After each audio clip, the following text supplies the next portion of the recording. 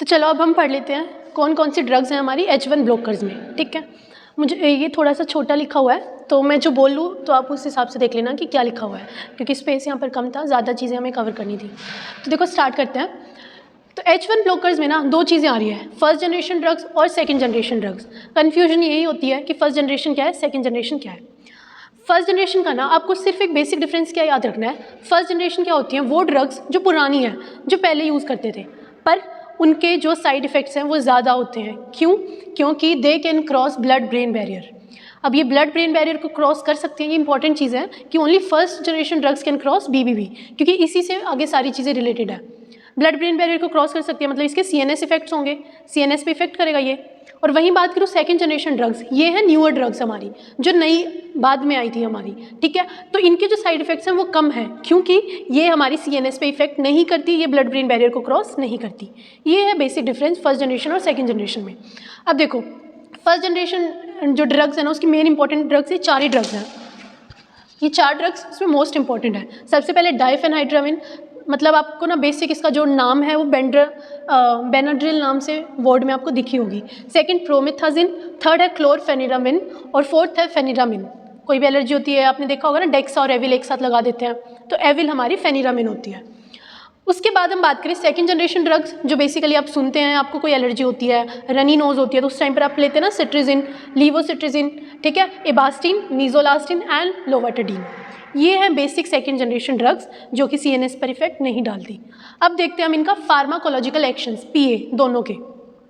सबसे पहले anticholinergic actions show करती हैं फर्स्ट जनरेशन ड्रग्स। अब एंटीकोलिनर्जिक एक्शंस कैसे, हमने पहले पिछली वीडियो में कवर किया था ना, कोलिनर्जिक सिस्टम, एंटीकोलिनर्जिक सिस्टम।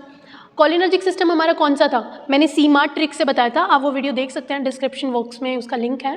तो मैंने क्या एक सीमार्ट ट्रिक बताई थी, मतलब जो एडिनर्जिक ड्रग्स होती है वो सिंपैथेटिक होती है, तो हमारी कोलिनर्जिक क्या होंगी, पैरासिम्पैथेटिक।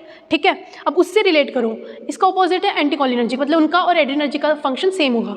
तो एंटीकोलिनर्जिक इफेक्ट आप ध्यान से पढ़ोगे ना, तो उसमें मैंने बताया था, उसमें सारी सिक्रीशंस कम हो जाती है, मतलब ड्राइनेस होती है, ब्लरिंग विजन होता है, ठीक है, और कॉन्स्टिपेशन होती है क्योंकि सिक्रीशंस कम हो गई। तो हमारी फर्स्ट जनरेशन ड्रग्स का पहला फार्माकोलॉजिकल एक्शन होता है एंटीकोलिनर्जिक एक्शन शो करती हैं।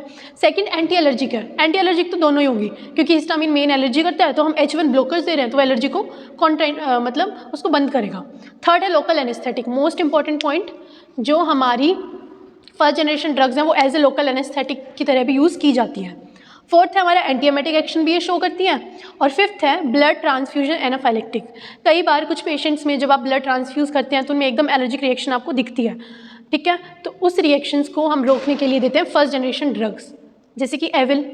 ठीक है, अब वहीं बात करूँ सेकेंड जनरेशन की फार्माकोलॉजिकल एक्शन बहुत कम है, क्योंकि BBB को ये क्रॉस नहीं कर रहा है, तो लोकल साइट्स पर थोड़ा बहुत ये इफेक्ट शो करता है, जैसे कि no anticholinergic effect, lack antiemetic effect. Antiemetic effect भी इसका बहुत कम है, माइन्यूट, BBB को क्रॉस नहीं कर रही है, पर ये एक्सपेंसिव है। क्यों? अब ये क्यों एक्सपेंसिव है, ज़्यादा इफेक्ट तो ये कर रहा है, वही इसके साइड इफेक्ट भी तो ज़्यादा हैं, इसके साइड इफेक्ट भी कम है और ये असर भी जल्दी कर रही है। ठीक है, कम डोज में ज़्यादा ही असर कर रही है, तो ये एक्सपेंसिव ज़्यादा है। सेकेंडली इनका मेन फंक्शन क्या है, कब दे रहे हैं, मेन है इनका एंटी एलर्जिक फंक्शन, मतलब जैसे राइनाइटिस हुआ आपको, डर्मेटाइटिस, कोई भी एलर्जिक रिएक्शन, ठीक है, आपका कंजक्टाइवा, एक्जीमा, फूड एलर्जी, तो मेन एंटी एलर्जिक है ये हमारी सेकंड जनरेशन, जो कि एक्सपेंसिव भी है, और फर्स्ट जनरेशन है हमारी ये। अब देख लेते हैं, क्योंकि फर्स्ट जनरेशन के साइड इफेक्ट ज़्यादा हैं, तो इसके मेन साइड इफेक्ट्स क्या होंगे, एडवर्स इफेक्ट्स क्या होंगे। पहले तो anticholinergic effects, dryness, blurring, constipation. Second है GI में नोजिया, वॉमिटिंग और लॉस ऑफ एपेटाइट हो जाएगा। और सिडेशन, मोस्ट इंपॉर्टेंट पॉइंट है सिडेशन, बताया था ना लोकल एनेस्थेटिक की तरह यूज़ करते हैं, तो इसका एक साइड इफेक्ट भी हो सकता है सिडेशन, क्योंकि ये ब्लड ब्रेन बैरियर को क्रॉस कर रही है। एक मेन इंपॉर्टेंट पॉइंट क्या है, जो फर्स्ट जनरेशन ड्रग्स है ना, उनको हम प्रेगनेंसी में सेफली दे सकते हैं। ऐसा नहीं है कि इनका साइड इफेक्ट ज़्यादा ये है, ब्लड ब्रेन बैरियर को भी क्रॉस कर रही है तो प्रेगनेंसी में नहीं देंगे, नहीं, इनको हम प्रेगनेंसी में दे सकते हैं।